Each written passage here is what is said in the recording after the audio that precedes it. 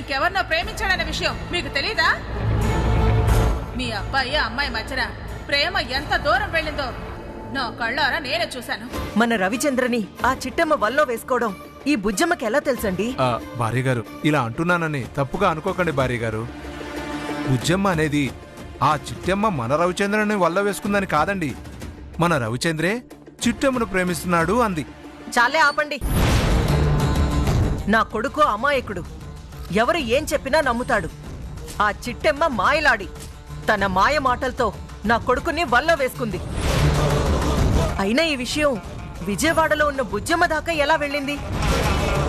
అదే నాకు అర్థం కావట్లేదక్క. కొంపదీసి ఆ సిట్టెమ్మ వచ్చి బుజ్జమ్మకి అన్ని విషయాలు చెప్పేసిందా ఏటి? అవునమ్మా, ఇంతకు ముందు తమ్ముడికి పెళ్లి చూపులు జరిగినప్పుడు కూడా ఆ చిట్టమ్మ ఇలాగే వచ్చి పెళ్లి చెడగొట్టింది కదా. ఇప్పుడు అలాగే వచ్చిందేమో. తాంబూలాలు మార్చుకుందావా? ఓం శతమానం భవతి శతాయు పురుషస్యేంద్రియ ఆయుష్యేవేంద్రియే ప్రతిష్ఠతి.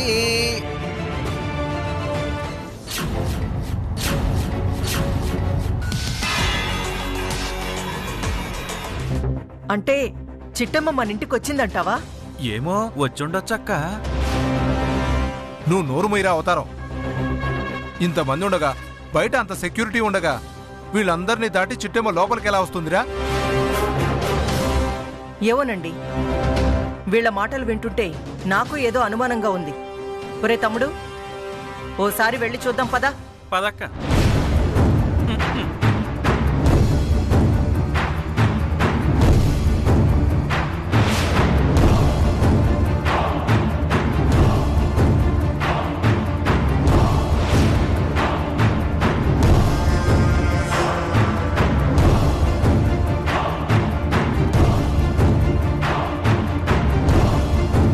ఇక్కడ ఎవరూ లేరు కదరా?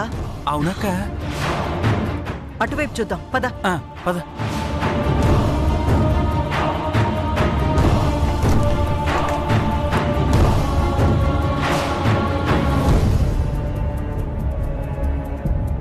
పద. పదక్క.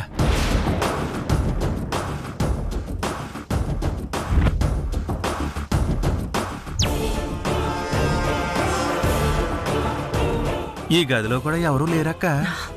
పద.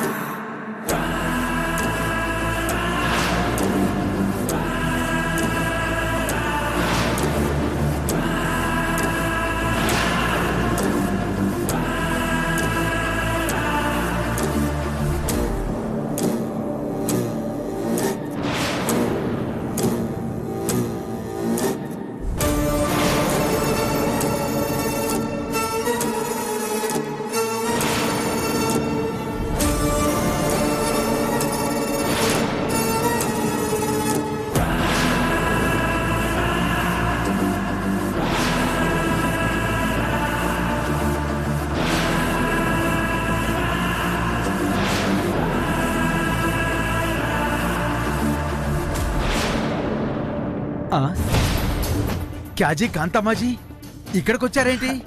ఏం లేదండి, బుజ్జమ్మ గారు ఇంకా రాకపోతే అమ్మాయిని తీసుకొని వస్తుంది. అలాగేనండి, త్వరగా రమ్మని చెప్పండి.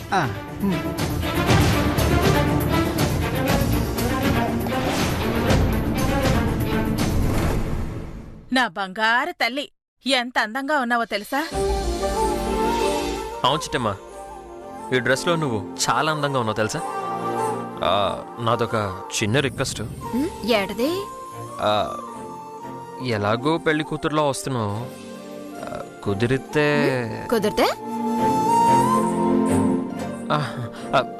ఏం లేదు. అబ్బాయి ఏం చెప్పాలనుకుంటున్నాడో నాకు అర్థమైందిలే. కుదిరితే నిశ్చితార్థం దాకా వెళ్ళిపోయి ఆ తర్వాత పెళ్లి చేసుకుందా అంటున్నాడు. అంతేగా బాబు?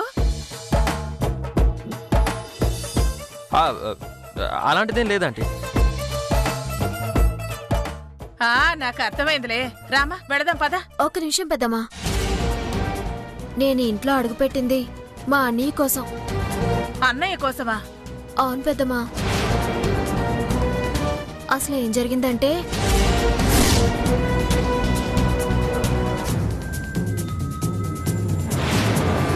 మా నాన్నకి ఉదయం నుంచి కడుపు నొప్పి, ఆసుపత్రికి తీసుకెళ్దామంటే ఆటోలే దొరకట్లేదు, పైగా డబ్బులు లేవు. ఇదిగో ఇదిగో. ఆ సత్యవతి స్పృహలోకి రావాలి. ఆమె ఫోన్లో ఉన్న కాల్ లిస్ట్ మొత్తం చెక్ చేయాలి. ఆ కాల్ లిస్టులో కనుక మీ అన్నయ్య ఫోన్ నెంబర్ ఉన్నా, మీ అన్నయ్యకి సత్యవతికి మధ్య మెసేజ్లు నడిచినా ఆమె కడుపుకి కారణం ఇతనే అని నమ్మి జైలుకి పంపిస్తాం, లేకపోతే మీ ఇంటికి పంపిస్తాం. అలా కాంతమ్మ దౌర్జన్యానికి మా అన్నయ్య జైలుకెళ్ళాడు. మా అన్నయ్య నిర్దోష అనిపించుకోవడానికి ఆ ఫోన్ ఒక్కటే సాధ్యం. ఆ ఫోన్ ఈ కాంతం ఇంట్లోనే ఉండిపోయింది.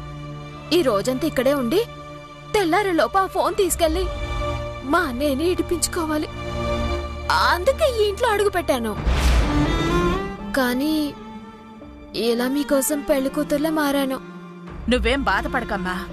నాకెంత సహాయం చేసిన నీకోసం నేను ఎంతో కొంత సాయం చేస్తాను. రేపు తెల్లారలోపు ఫోన్ ఎక్కడున్నా పట్టుకుందాం, మీ అన్నయ్యని విడిపించుకుందాం.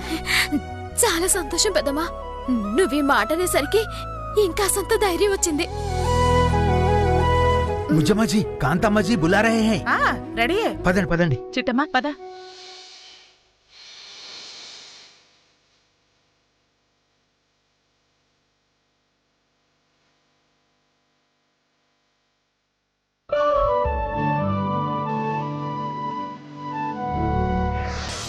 నమస్కారం గురువుగారు.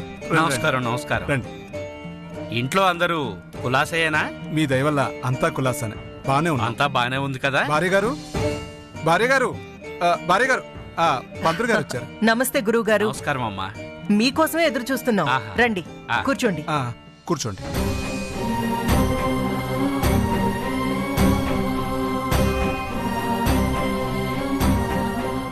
అబ్బాయి జాతకం ప్రకారం ప్రేమ వివాహం అని చెప్పాం.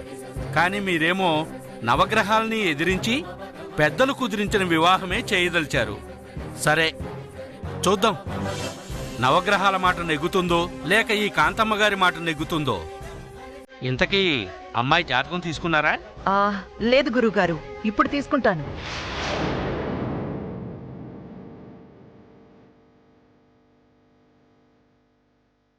రండి రండి.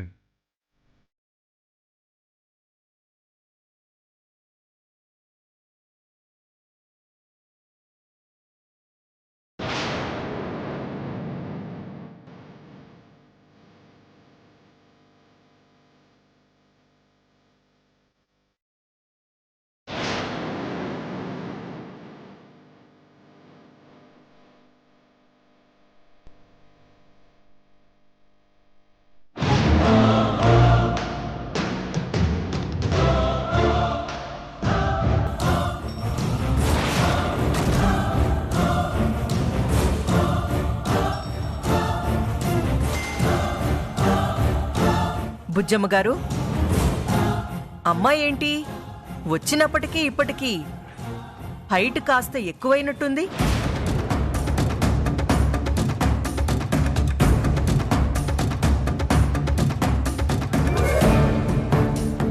ఏం మాట్లాడుతున్నారండి? అమ్మాయి వచ్చినప్పుడు మీరు సరిగా గమనించలేదనుకుంటా. అమ్మాయి అప్పుడు ఇప్పుడు ఒకటే హైట్, 5'6" అండి. ఏమంటావు హంస అగర్వాల్? నానేటంటానో మీరేటంటే నేను అదే అంటాను.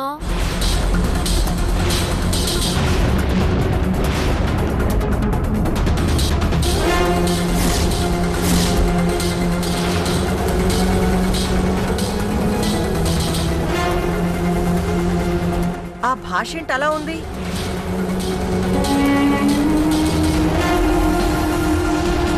పైగా గొంతు కూడా ఎక్కడో విన్నట్టుంది.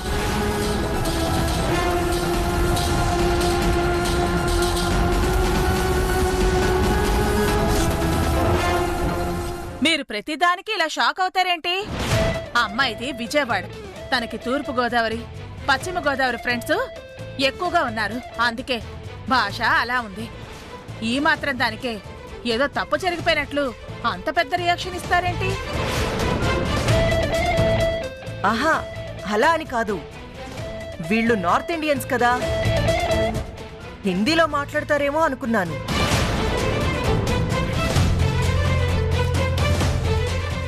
అమ్మాయికి అసలు తెలుగే రాదన్నారు. చూడబోతే అమ్మాయికి తెలుగు తప్ప హిందీ రానట్టుంది.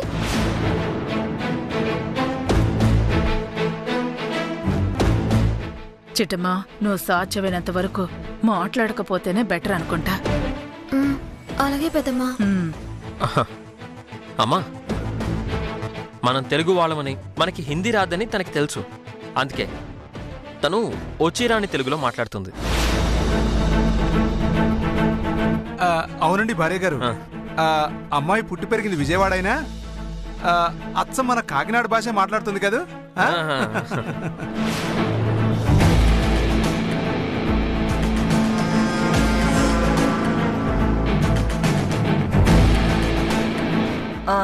సర్లేండి, ఒకసారి అమ్మాయి జాతకం వివరాలు ఇస్తారా?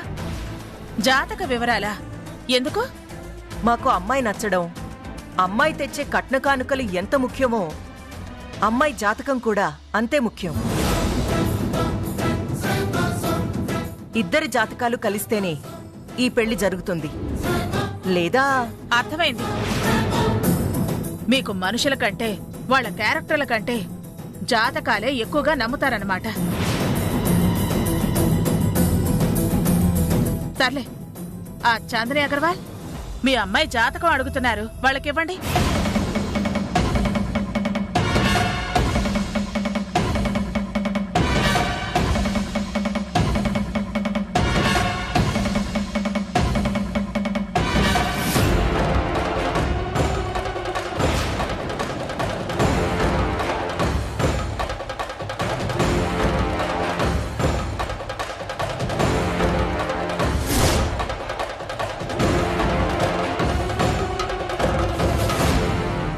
నీ పేరేంటమ్మా?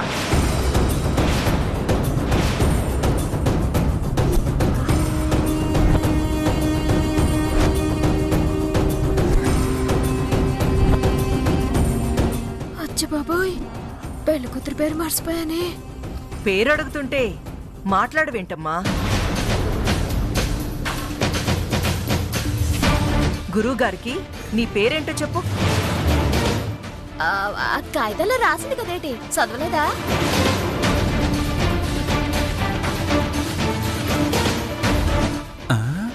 అక్క, ఈ గొంతు చాలా దగ్గరగా అయినట్టుంది. నాకు అలాగే అనిపిస్తుంది తమ్ముడు. అమ్మా, నువ్వేం మాట్లాడకమ్మా, నేను మేనేజ్ చేస్తాను కదా. నీ గొంతు గుర్తుపట్టేస్తారేమో. అలాగే పెద్దమ్మా, కంగారులో చెప్పేశాను, నువ్వే చెప్పు. హంస అగర్వాల్. అదేటది, పేరు ఆవిడడితే మీరు చెప్తారేటి?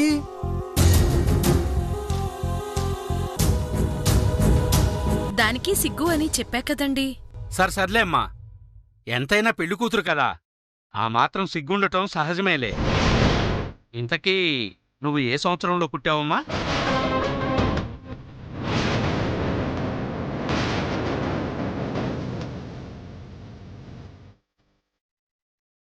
పుట్టిన సంవత్సరం ఏదో నాకే తెలీదు, ఇక చిట్టమ్మకేం తెలుసు?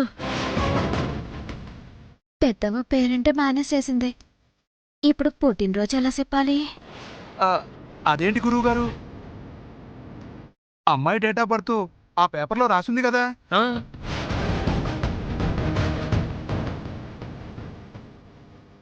చూడాయనా, అమ్మాయిని ఒకసారి మాట్లాడించాలన్న ఉద్దేశంతో అడిగానంతే.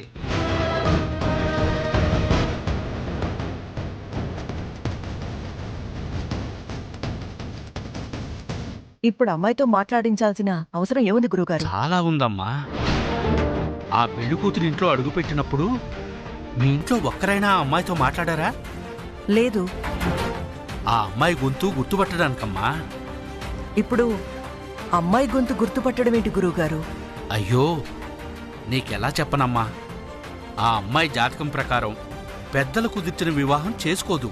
ఖచ్చితంగా ప్రేమ వివాహమే చేసుకోవాలి. నా అంచనా నిజమైతే ఈ పాటికి పెళ్లి కూతురు ఇక్కడి నుంచి లేచిపోయి ఉండాలి.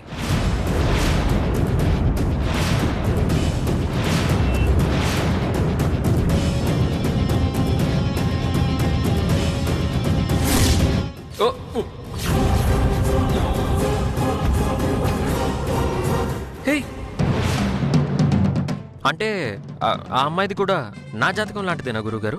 అవును నాయనా. అమ్మా, పెళ్లి కూతుర్ని కూర్చోబెట్టండి. రామ్మా.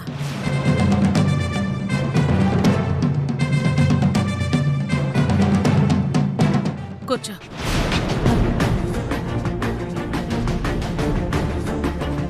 అక్షరాల మీ ఇద్దరిది ఒకే జాతకం. చచ్చినా మీ ఇద్దరు పెద్దలు కుదిర్చిన వివాహం చేసుకోరు.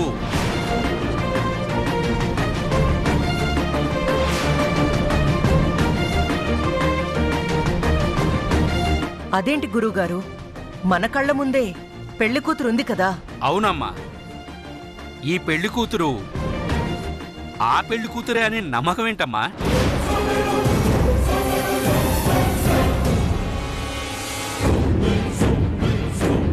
అంటే మీరనేది 100కి 100 పాళ్ళు పెళ్లి కూతురు మాత్రం ఇక్కడ లేదమ్మా.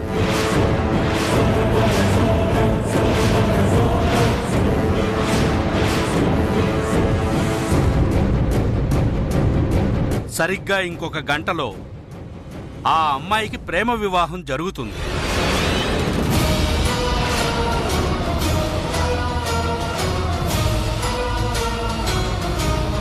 అందుచేత వచ్చింది పెళ్లి కూతురు కాదేమో.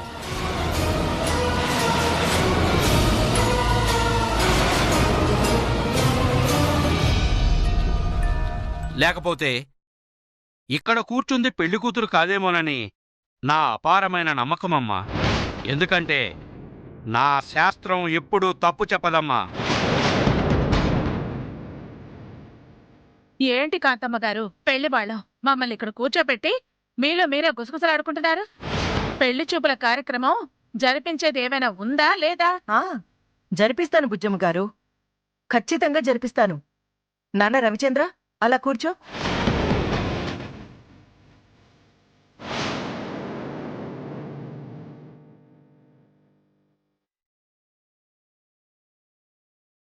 అదేంటమ్మా, పెళ్లి కూతురు లేచిపోయిందంటున్నారు కదా, మళ్ళీ పెళ్లి చూపులు ఎందుకు? వచ్చింది అసలు పెళ్లి కూతురు కాదో అవునో తేల్చుకోవడానికే కూర్చోమంటున్నాను. వెళ్ళి కూర్చో. వెళ్ళు. ఇక్కడ కూర్చో బాబు.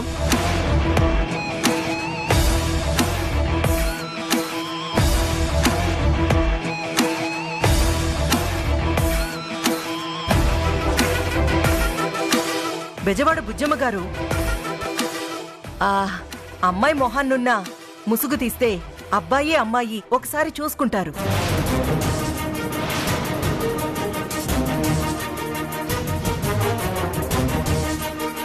అచ్చ బాబోయ్, ఇప్పుడు గనక నేను ముసుగు తీస్తే కాంతమ్మకి దొరికిపోతాను కదా. ఇప్పుడు ఎలాగా? ఇప్పుడేం చేయాలి? ముసుగు తీయకుండా ఎలా ఆపాలి?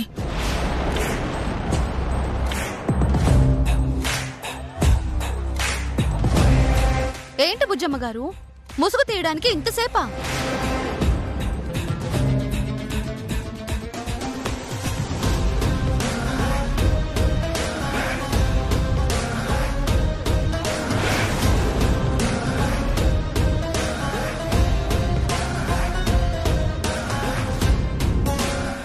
ఏంటిది? ముసుగు తీయకపోతే మా తమ్ముడు నిన్నెలా చూస్తాడు? తీ. దానికి కొంచెం సిగ్గు ఎక్కువండి. సరిపోయింది సంబరం. కాబోయే మొగుడికి కూడా మొహం చూపించకపోతే వాడెలా చూసుకుంటాడు? పెళ్ళెలా చేసుకుంటాడు? నీలాంబరి, ముసుగుతీ.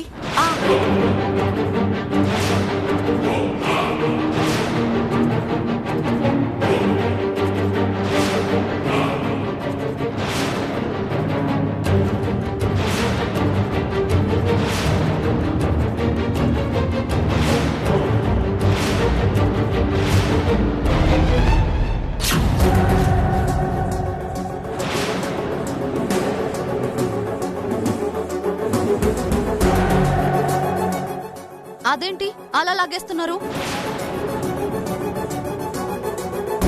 మీకు ఒక విషయం చెప్పడం మర్చిపోయానండి. ఏంటా విషయం? వీళ్ళ ఆచారం ప్రకారం నిశ్చితార్థం అయ్యే వరకు పెళ్లి కూతురు ముఖాన్ని పెళ్లి కొడుకు తప్ప ఇంకెవ్వరూ చూడకూడదు. అలా చూస్తే ఈ పెళ్లి ఆగిపోతుందంట.